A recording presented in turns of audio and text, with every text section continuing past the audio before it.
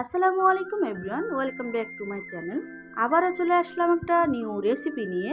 আজকে আমি তৈরি করে দেখাবো ভীষণ মজাদার আর সহজভাবে তৈরি করে তোমাদেরকে দেখাবো কাঁঠালের বিচির ভর্তা। তবে এই ভর্তাটা একদমই আলাদা। তো শুরুতে বলবো ভিডিওটা স্কিপ না করে সম্পূর্ণ ভিডিও দেখার অনুরোধ রইল। এই কাঁঠালের বিচির সাথে আরও একটা জিনিস আমি অ্যাড করব, সেটা তোমরা পুরো ভিডিও দেখতে দেখতে বুঝে যাবে, স্কিপ করলে মিস করবে। এত সুন্দর একটা সহজভাবে রেসিপি, তো চলুন দেখতে থাকুন। তো প্রথমে আমি এখানে নিয়েছি কাঁঠালের বিচি। তো কাঁঠালের বিচিগুলো আমি অফ ক্যামেরায় ভালো করে সিদ্ধ করে নিয়েছি, ধুয়ে একদম পরিষ্কার করে। কাঁঠালের বিচি থেকে কিন্তু অনেকটাই লাল একটা পানি বের হয়, সেটা কষ, ওটা আমি ফেলে দিয়েছি। তো এখন আমি কাঁঠালের বিচি থেকে এই যে খোসাটা আর যে লাল একটা অংশ, এগুলা পরিষ্কার করে নেব। তোমরা চাইলে এই কাঁঠালের বিচিগুলা ভেজেও ভর্তা তৈরি করতে পারো, কোনো অসুবিধা নেই। তো আমার কাছে মনে হয় যে সিদ্ধ করলে একটু নরম হয় আর সহজেই ভর্তাটা তৈরি করা যায়। তো এভাবে দেখো বন্ধুরা, সহজ করে আমি তোমাদেরকে দেখিয়ে দিব। কোনোরকম ভিডিওটা স্কিপ করো না, তাহলে কিন্তু অনেক কিছু মিস করবে। তো নতুন বন্ধুদেরকে বলবো, ভিডিও শুরুতেই প্লিজ সাবস্ক্রাইব করে আমার চ্যানেলের পাশে থাকবে। তোমাদের একটা সাবস্ক্রাইব, একটা কমেন্ট, একটা লাইককে আমাদের ভিডিও বানাতে ভালো লাগে। তো দেখো কত সহজে একটু সেদ্ধ করে নিয়েছি দেখে লাল একটা অংশ সেটা উঠে যাচ্ছে হাতের একটু নখের সাহায্যে। দেখো কতটা সহজ। তো আমি এভাবে করে সবগুলো ছাড়িয়ে নিয়েছি, তবে একটু লাল লাল আছে, তাতে কোনো অসুবিধা নেই। তো এখানে আমার সেই উপকরণটা হলো শুটকি। এগুলো হলো ফেউয়া মাছের শুটকি। এই শুটকিগুলা কিন্তু অনেক দাম আর খেতেও ভালো লাগে, কোনো রকম বেশি একটা গন্ধ নেই। তো শুটকিগুলো এখন আমি যে শুটকির যে মাথা সেটা ফেলে দিব ভালো করে। এই যে দেখো পরিষ্কার করে নিয়ে নিয়ে নিব। তোমরা চাইলে যে কোনো শুটকি দিয়ে করতে পারো তোমাদের নিজেদের পছন্দ মতো, তবে আমার পছন্দ এটা, আমি এটাই দিয়ে করব।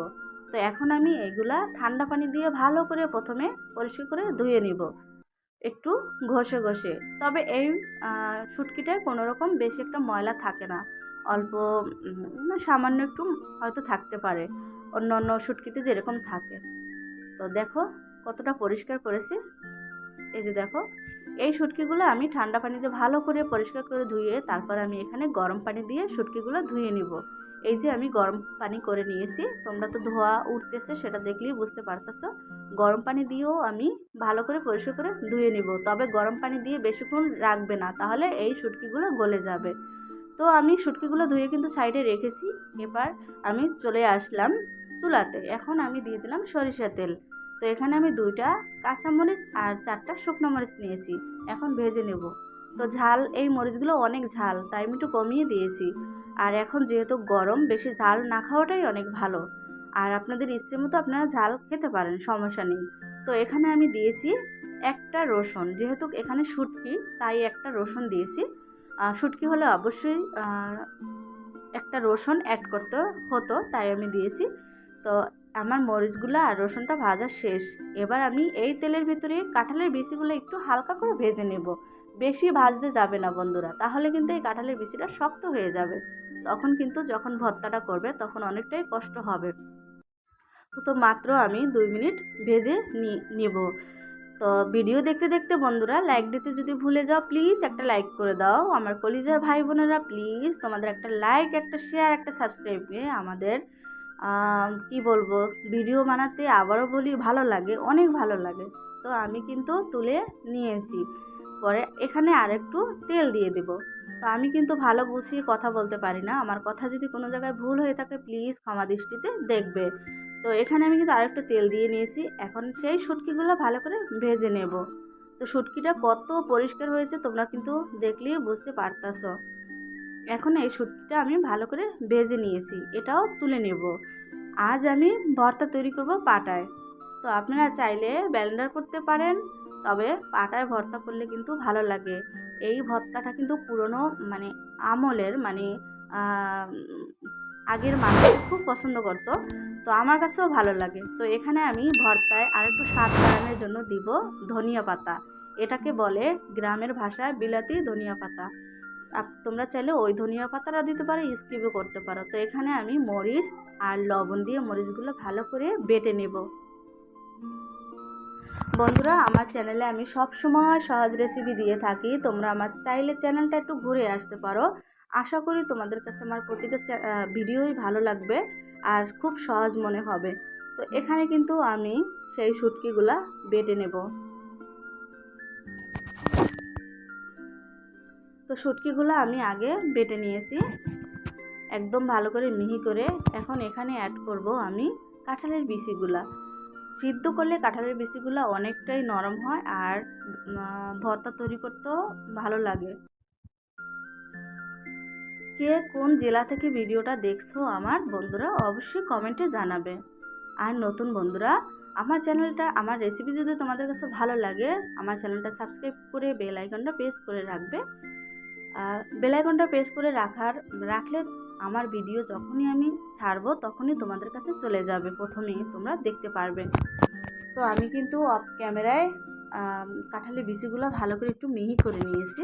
তবে কাঁঠালের বিচিগুলো একটু আধো ভাঙা থাকলে ভালো লাগে, বেশি মিহি করার দরকার নেই। তো আর একটু আমি বেটে নিচ্ছি, ভিডিওটা বড় হয়ে যাবে এই জন্য কিন্তু আমি একটু টেনে টেনে কেটে কেটে তারপর ভিডিওটা নিয়েছি, তোমরা তো দেখলেই বুঝতে পারতেছো। তো আমার কিন্তু কাঁঠালের বিচিগুলো বাটা শেষ। এখন এখানে আমি অ্যাড করব ধনিয়া পাতাগুলো একটু বেটে নেব। আর এখানে আমি অ্যাড করব এখন পেঁয়াজ। এই ভর্তায় পেঁয়াজ রসুন, যদি তোমরা শুটকি না দাও তাহলে রসুন দেওয়ার দরকার নেই, তবে শুটকি দিলে অবশ্যই রসুনটা দেওয়ার চেষ্টা করবে। তো পেঁয়াজগুলো দিয়ে দিলাম, এই যে একটু পেঁয়াজের পরিমাণটা বেশি দেবে। তো আমি পেঁয়াজ আর রসুন ধনিয়া পাতাগুলো বেশি মিহি করব না, আধো ভাঙা রাখবো।